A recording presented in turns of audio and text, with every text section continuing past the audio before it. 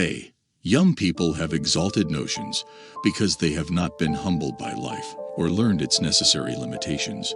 Moreover, their hopeful disposition makes them think themselves equal to great things, and that means having exalted notions.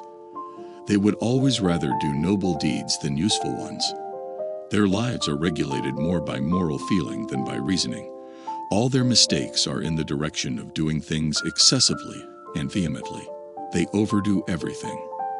They love too much, hate too much, and the same with everything else. A goal gets us motivated, while a good habit keeps us stay motivated. Our feelings towards our friends reflect our feelings towards ourselves. What you have to learn to do, you learn by doing. Man is a goal-seeking animal. His life only has meaning if he is reaching out and striving for his goals. All persons ought to endeavor to follow what is right, and not what is established. Virtue means doing the right thing in relation to the right person, at the right time, to the right extent, in the right manner, and for the right purpose. Thus, to give money away is quite a simple task, but for the act to be virtuous, the donor must give to the right person, for the right purpose, in the right amount, in the right manner, and at the right time. The only way to achieve true success is to express yourself completely in service to society. The wise man does not expose himself needlessly to danger, since there are few things for which he cares sufficiently, but he is willing, in great crises, to give even his life, knowing that under certain conditions it is not worthwhile to live. Money was intended to be used in exchange, but not to increase at interest. And this term interest, which means the birth of money from money, is applied to the breeding of money, because the offspring resembles the parent.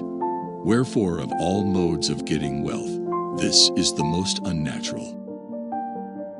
Happiness, whether consisting in pleasure or virtue or both, is more often found with those who are highly cultivated in their minds and in their character, and have only a moderate share of external goods, than among those who possess external goods to a useless extent, but are deficient in higher qualities.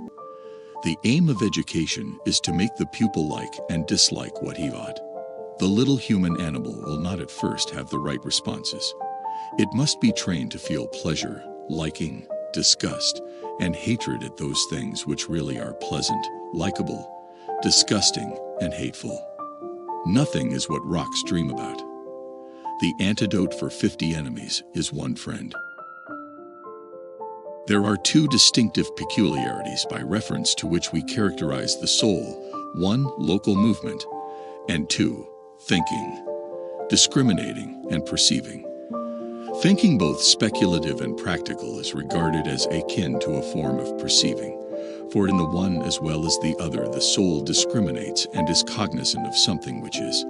There are branches of learning and education which we must study merely with a view to leisure spent in intellectual activity, and these are to be valued for their own sake, whereas those kinds of knowledge which are useful in business are to be deemed necessary and exist for the sake of other things.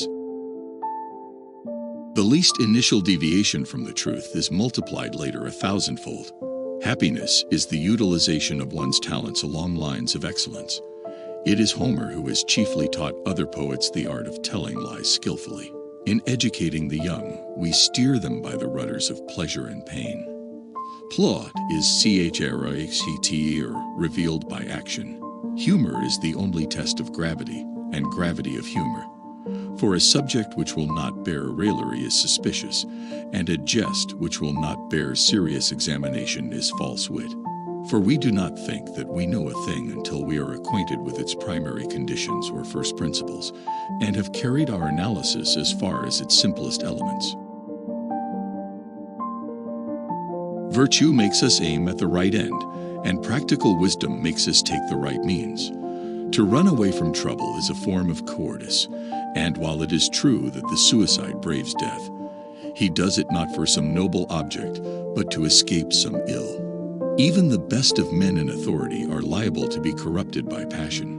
We may conclude then that the law is reason without passion, and it is therefore preferable to any individual. Personal beauty requires that one should be tall. Little people may have charm and elegance, but beauty no. The ultimate value of life depends upon awareness and the power of contemplation rather than upon mere survival. The life of money-making is one undertaken under compulsion, and wealth is evidently not the good we are seeking, for it is merely useful and for the sake of something else.